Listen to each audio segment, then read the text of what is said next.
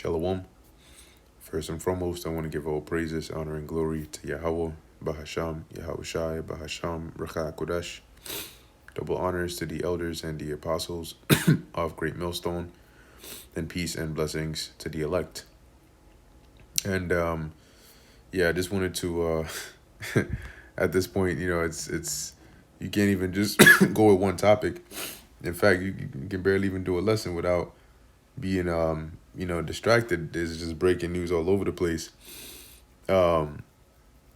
Speaking of which, they're saying here now, Iranian Revolutionary Guards say the Strait of Hormuz has been shut, and any ships that try to pass through will be set on fire. So it seems they've officially declared it closed, and will not allow a single drop of oil to leave the region. Would you look at that? And you already know, or you should know already, what's going to, what that's going to do, right, to markets. Look at that.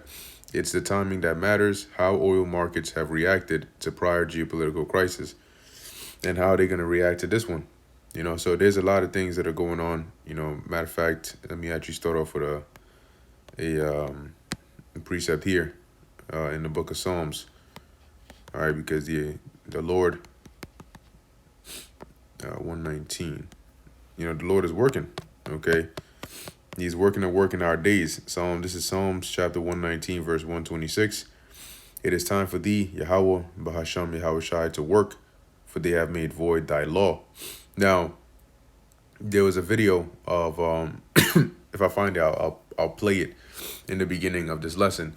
But it was a video of Trump, right, a clip, from, I think when he was on the Joe Rogan podcast. And he said, his words were, there are prophets that say that the world is going to end in the Middle East.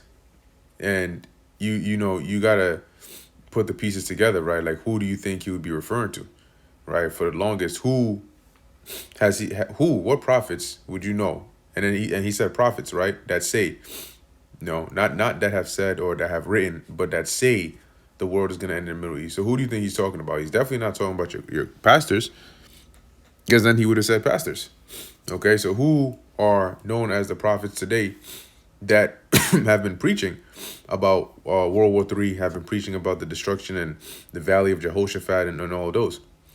And that goes to show you that ultimately it's Yahweh Ba'asham Yahushai that's in control, right? Because he knows that, he said it, and look at what he's doing now.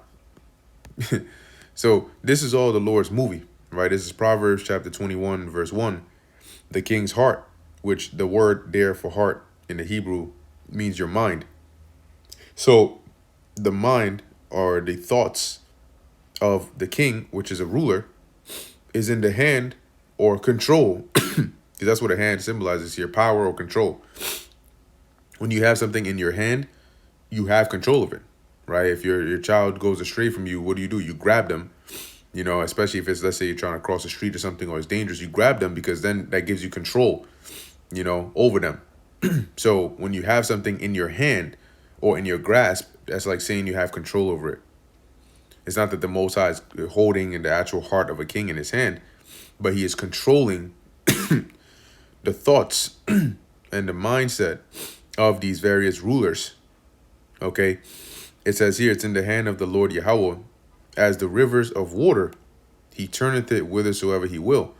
So just like when you see how a river is, the water follows the course of the river, right?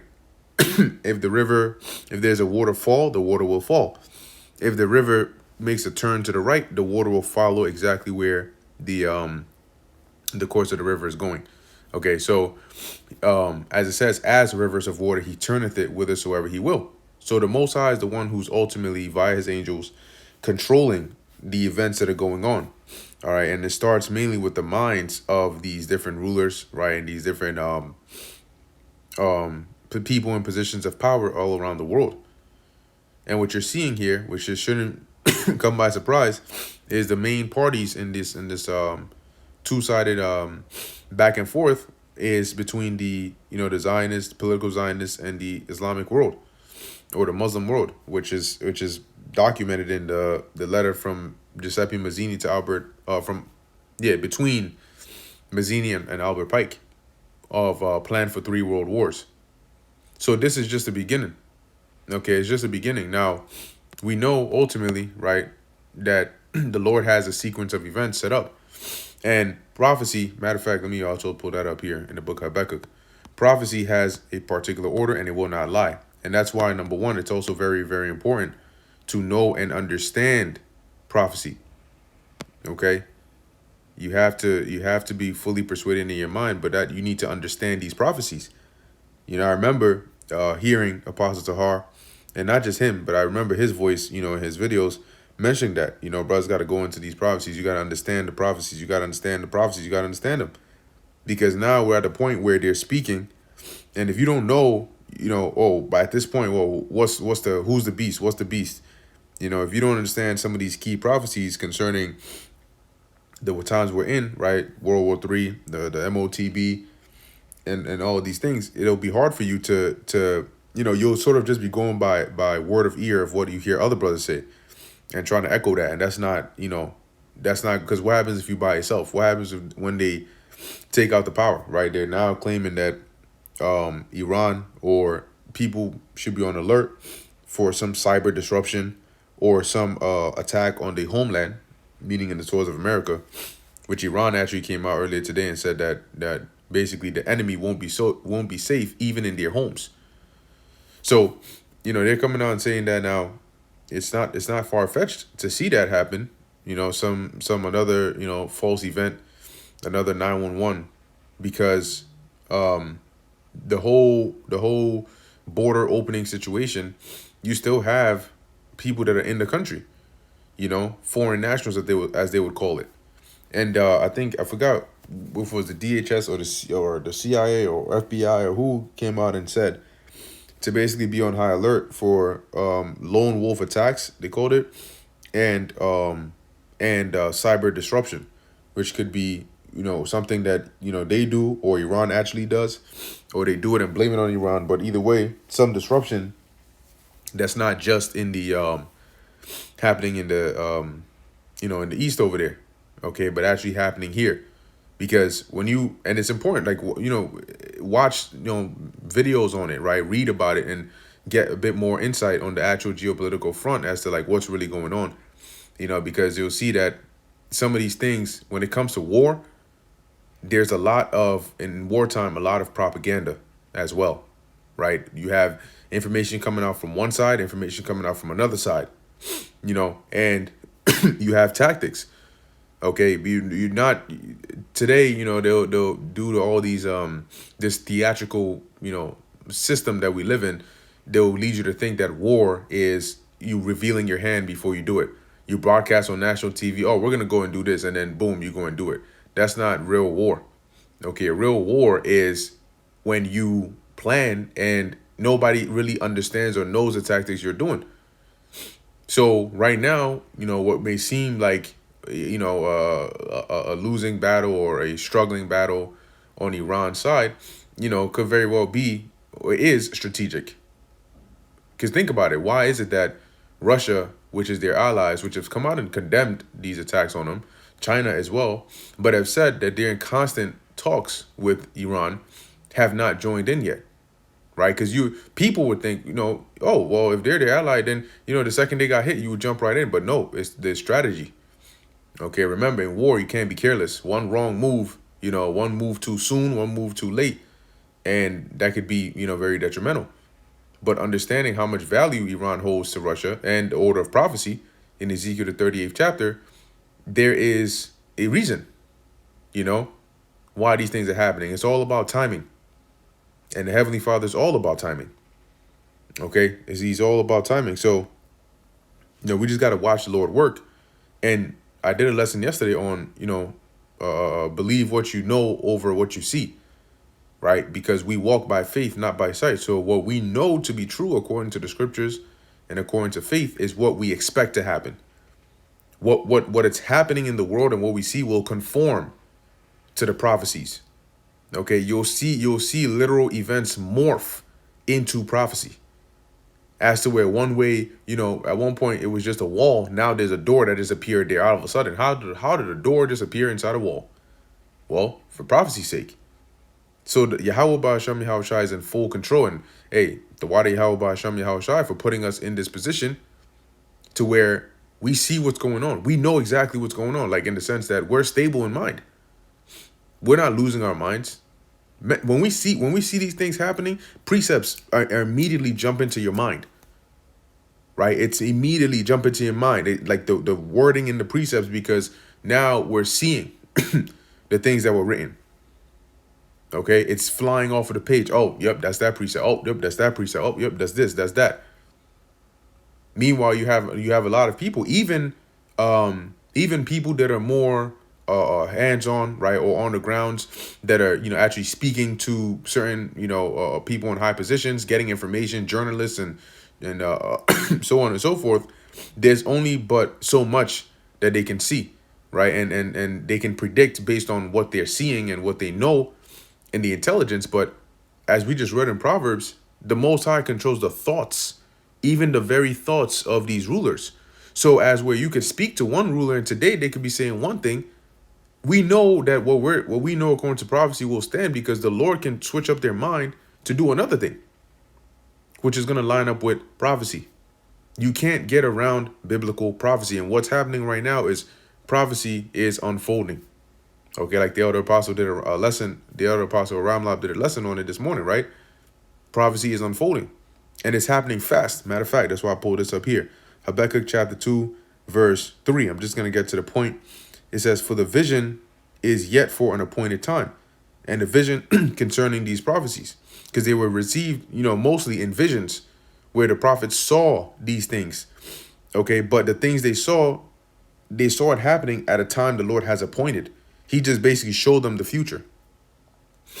So it says here, "Set for an appointed time, is yet for an appointed time, but at the end it shall speak." We are in the end now, and these visions are speaking and not lie. It's not going to lie, meaning there's going to be no falsehood in the vision. As it's been seen and as it's been written is exactly how it's going to happen and exactly how it's going to unfold. So you have to be fully persuaded in your own mind, and you have to be ready, because things are going to turn up. And just you wait. It'll be like almost surreal when some way, somehow they just boom. See this thing right here. It was almost all right. They're having the talks and then so on and so, and then boom, they're attacked a couple days ago. And within the span of what? It's from Saturday to Monday, a couple days, less than 5 days, things have already escalated this much. Now this is it's a big deal. Just like that, you'll be here, and whatever way the Lord has it angled through or manifest through, just like that, you're going to hear about the MOTB. And at that point, there's nothing else to wait for after that. At that point, the Lord, because once the Lord, sets that in motion and it's being pushed, like it's going to move quick. Okay, it's going to move very quickly, however he set it up to happen. And we will be here, watching, because that's what Yahweh told us to do, praying, staying in the spirit. But it'll feel surreal that no longer will we be doing lessons on it's about to happen. Like literally, think about this, right? Once upon a time, we were doing lessons, and when we would speak about World War III or the tensions over there, we would say that there's something. We'll bring out the precept of the least of the flock, and we'll say that they're going to do something, and it's going to trigger this, or it's going to go at Iran directly, or it's going to cause this to happen, right? Now, we're not saying they're going to do something. We're not saying it's about to happen, or when it gets to that point. We're at the point where we're seeing that something. We're seeing that trigger. We're seeing the vortex. So just as we now say, and we're very, very close, the scriptures say that our salvation is nearer than when we believed. We estimate things based on, our human minds. We speak as men, right? But the Lord's timeline is, it can even be very surprising, right? Either how quick or how slow he decides to do something. But just as we've been saying, things are turning up on the war front, but once it's not going to go full on, destructive in terms of, the prophecy of the nuclear destruction, bringing forth the second death, until the MOTB comes out. And soon we're going to be saying now the MOTB is out.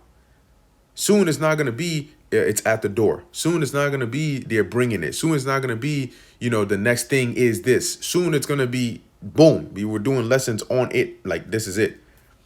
On all fronts. Just like today, like your phone is going off left and right information about Iran and Israel and the US and then the the Arab countries and so on. It's going to be the MOTB. However they're going to do it, they're going to do it. And the Lord is going to be the one behind it. Okay?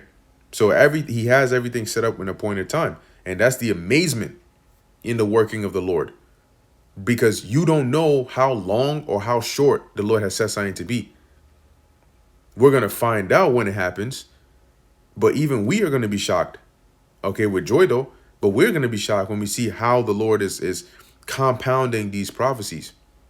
It might take a lot out of you just to keep your mind stable based on the excitement of how many things are happening at once. Like Job, when he was being told the bad news, except on our front, it is going to be the reverse.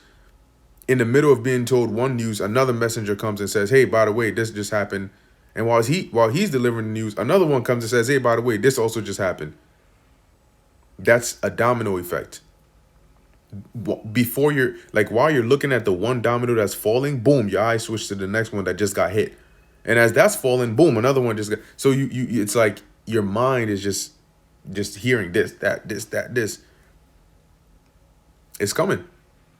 And for us, the Lord said he would keep us stable. But for the people in this world, it's not going to be that case. They're going to be like somebody that just got woken up out of a deep sleep into the midst of the midst of chaos, all disoriented. You don't know whether it's daytime or nighttime.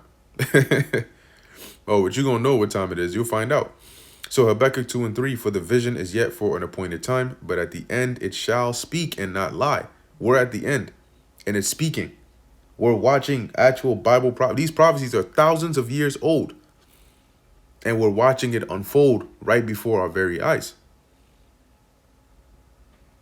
Though it tarry, wait for it, because it will surely come, it will not tarry. And that's the part right there. It will surely come, it will not tarry. When the Lord opens those floodgates, they move quick. Okay? They move quick. It ain't gonna be, a short thing. Like if a dam was to break, the water does not take its time. It doesn't say, well, I've been held behind this dam for so long. I'm just going, slow down a bit. No. The water rushes through with it's almost like there was no dam there in the first place. So we're in the times of the Lord bringing, his word to come to pass. And it's a beautiful thing to behold. Okay. And as exciting as it is, we got to be ready because, the battle's not over yet. Okay. The hour of temptation is still ahead of us. But we know that the Lord said he's going to keep us. But it's going to get physical. It's going to get physical. Whether they do something, on the soils of America and use that to trigger, side effects of this war, whether they send troops on the ground, which it sounds like they will, right? The script in 2nd Ezra, I believe it's either 15 or 16, it talks about the husbands and the bridegrooms dying in the wars, So if they're not sending troops out there, then where's the draft coming in? Okay, and the scriptures also tell you in Ezekiel 38 that Russia's going to send their troops over there into the land of Israel, right? They're going to invade that land. So there's a gathering, right, of the armies over there to that region.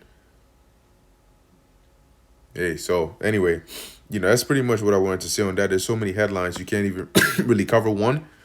It says Trump, I'm just taking a look at a few of these here. Trump vows big wave yet to come as Pentagon boasts U.S. took out nearly all Iran's Navy, right? Now, you look if you go and look at some, either news that's not mainstream on the U.S. or it's not Western media, you'll hear something completely different. They're saying, they're calling us in, about thousands trying to make a deal. Then the Iranians came out and said, ain't nobody want to make a deal with your ass. The hell wrong with you? We did not say we want to make a deal with you. So what's going on here?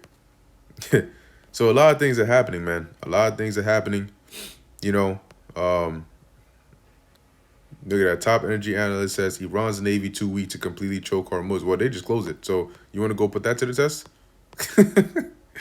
Anyway, yeah, I'm gonna end it here. Just keep your eyes open, right? Stay watching, because we're in a time, where history is actually being, made, right? This is the time of biblical prophecy, and however it unfolds, we know for certain what is going to happen, which is what's written, which the Lord spoke, right? It's the words of the Lord, and the words of the Lord don't come back to him void. So anyway, Lord willing, that was edifying to the elect. In closing, I want to give all praises, honor, and glory to Yahweh, Bahasham, Yahweh Shai, Bahasham, Rakha Kodash. And until next time, Shalom.